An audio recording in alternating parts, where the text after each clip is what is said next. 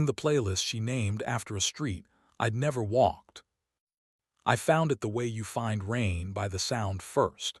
Her phone, left open on the kitchen counter, whispered chords too patient for morning. The screen said Rhonda Del Angel Mix, and the thumbnail showed a street lamp in a city we had never claimed together. Beneath it, a note in her handwriting: practice this for later. I stood over the sink with basil on my fingers and the suspicious feeling that I had been politely asked to leave a room I paid for. We were supposed to be ordinary.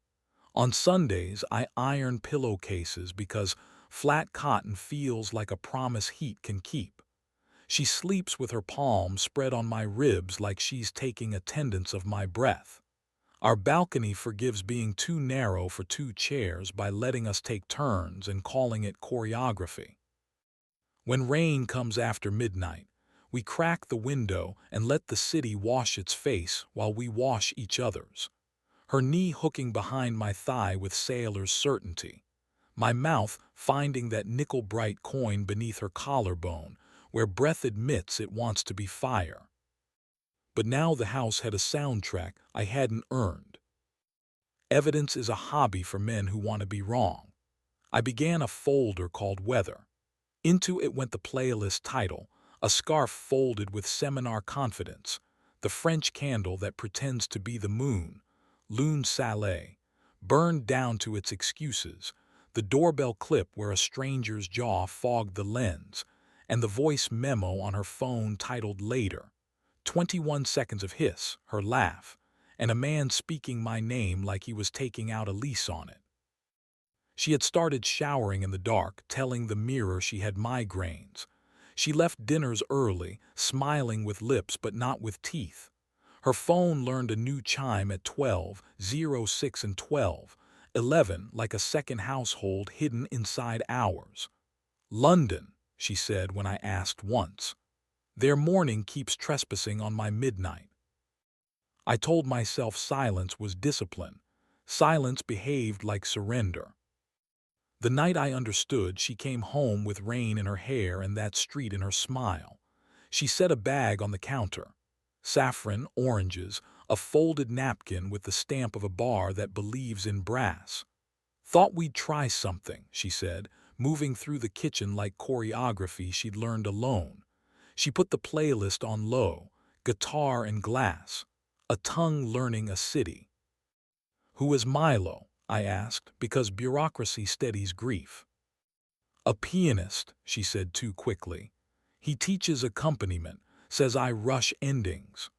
Her thumb brushed the thin place on my wrist, our old code, and I felt a lock sigh open out of habit. We ate orange segments over the sink and let the juice be our alibi. Later, in bed, she crossed her knee behind my thigh and guided my hand beneath her shirt like someone switching on a lamp she trusted. We moved with the fluency of people who know their lines and still want applause. In the middle, her eyes went elsewhere and returned with apology penciled faint along the edges. Pencil erases clean if you don't press. I kissed it anyway. At 2:11 a.m. the doorbell confessed. Face recognized Milo. 30 seconds of grain, his cheek fogging the lens, her shadow slipping behind him like someone who knows how to walk without waking mugs. The latch gave its practiced surrender. Sunday wanted witnesses, courage likes even numbers. I invited her brother and our friend Anton for pasta. The apartment smelled like garlic telling the truth. We laughed, plates carried themselves. After, I mirrored the doorbell clip to the television. The rectangle drew itself around his jaw like geometry hopping to be mercy.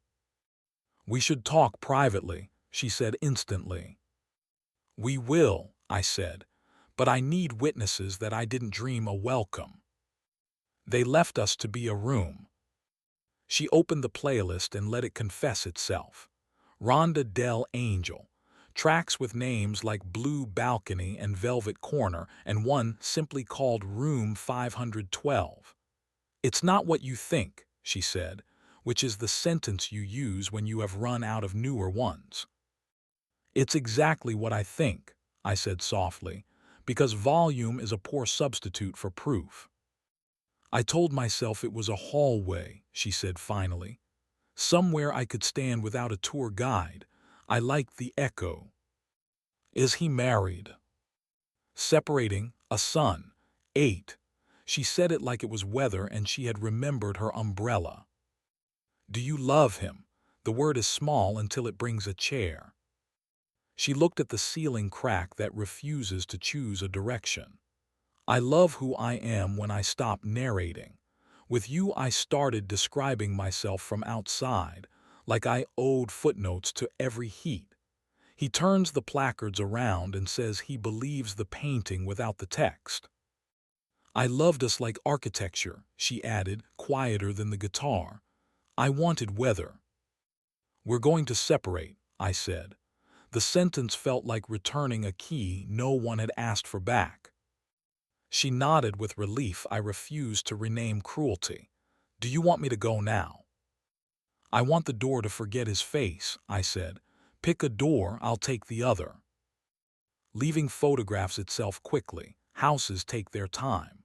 She took the hoodie, the charger that fits everything, and the scent that trained corners to stand up straight. She left the candle that pretends to be the moon, the scarf folded into weather, and the playlist that knew a street I had never walked. At the threshold, she lifted her hand toward my wrist, the old code, and changed her mind midair. The absence landed better than touch. I was happy, she said, and greedy and afraid and sorry. You were alive, I said. So am I. The lawyer's office smelled like paper and solved rain. She asked if I wanted an outcome or a scene. Outcome, I said, surprising the organ that budgets for drama. At home, I reset the lock, taught the doorbell only my face, opened windows until the curtains forgot her perfume. I put the spare key back beneath the plant's dirt. The basil forgave me not because I deserved it, but because green things are generous to amateurs. Because endings itch, I let the playlist play once more. The guitar put its mouth near my ear and tried to tell me a city in a language I didn't owe it. I pressed and held, then tapped delete. The room exhaled like a person rescued from applause. Now, when rain comes after midnight, I still crack the window to let the city wash its face. I iron pillowcases on Sundays because some promises keep themselves if you heat them right. Sometimes I press my thumb to the thin place on my wrist and answer myself, here, here, here. The doorbell hasn't learned any new faces since. The phone asks if I want to improve recognition by sharing clips. I tell it no. Some streets are better unnamed. Some music belongs to other rooms. Some nights, that's enough.